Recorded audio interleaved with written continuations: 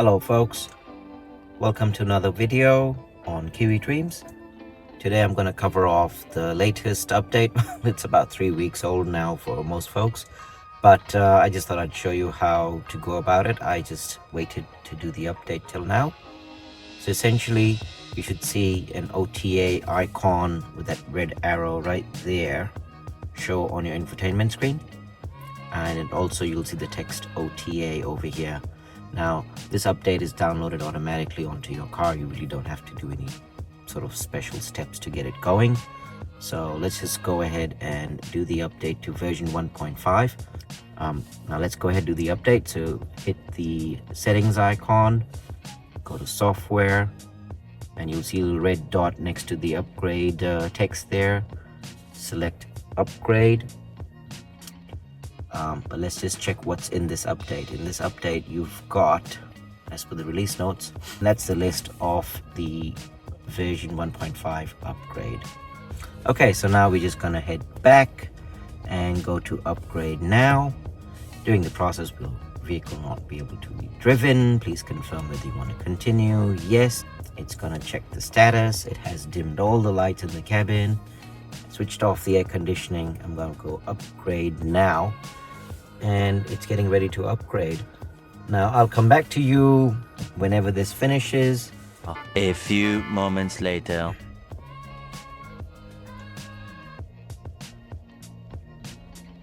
Animation seems to be going on for a while. Oh, there it is. Android is starting now. Oh, and here is the system upgrade in progress message. It seems to be the second part of the upgrade. So I'll let this continue, and I'll see you back here when this is finished. A little longer than a few minutes later. Won't be long now. Restarting now. Android is starting. And I have a message: the upgrade has been successful. Car has been upgraded to version 1.5.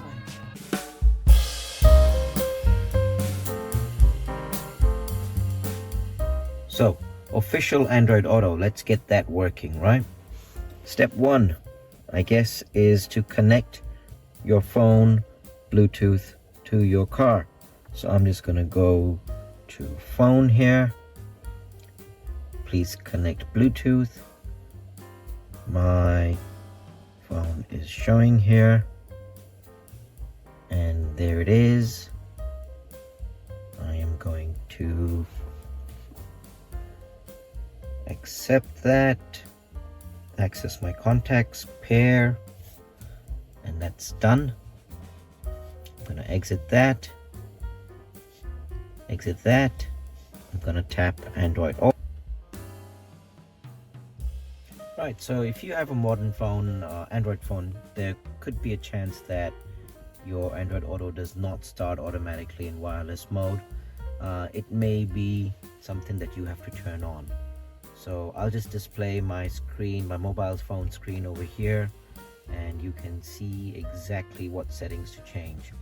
For this, you do need to connect your phone via USB to the car so that you can at least get the wired Android Auto, and then go to settings, so on and forth. So I'll show you what to do. So connect your Android Auto via a cable and continue with the setup process as you do, and then go to the settings and then tap on settings. Once you're in the settings, scroll down to see more in the phone. Once you're in there on your phone while connected via the cable, you will see the option to turn on Android Auto wireless at the bottom that says system, and turn that on, and that's all there is to it. So now back to the car. I'm going to unplug the cable, which I have done so now, and this should be working in wireless mode. There you go.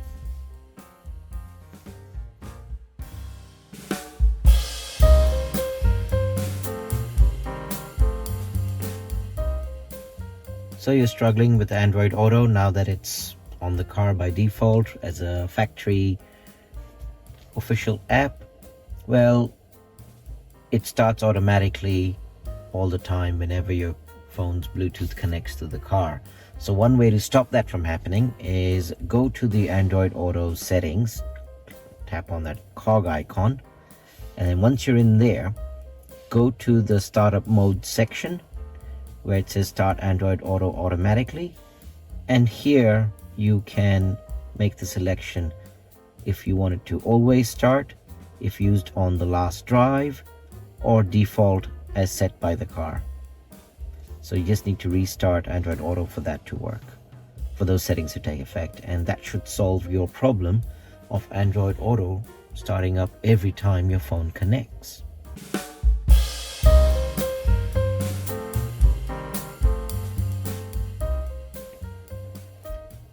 So another feature now that Android Auto is available officially on the Atto 3 is to be able to use the Google Assistant or the voice assistant on the car steering wheel, the button. Now, if you press that button once, you will be able to access the BYD assistant, open sunshade. The blind is open. Close the blind. Okay, close the blind.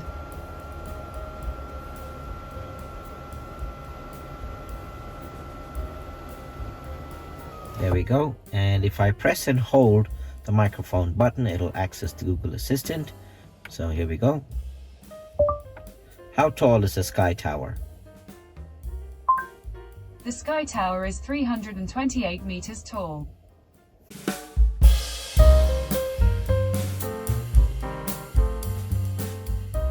Many of you have been wondering what happens after you update to the version 1.5 update for the Atto 3.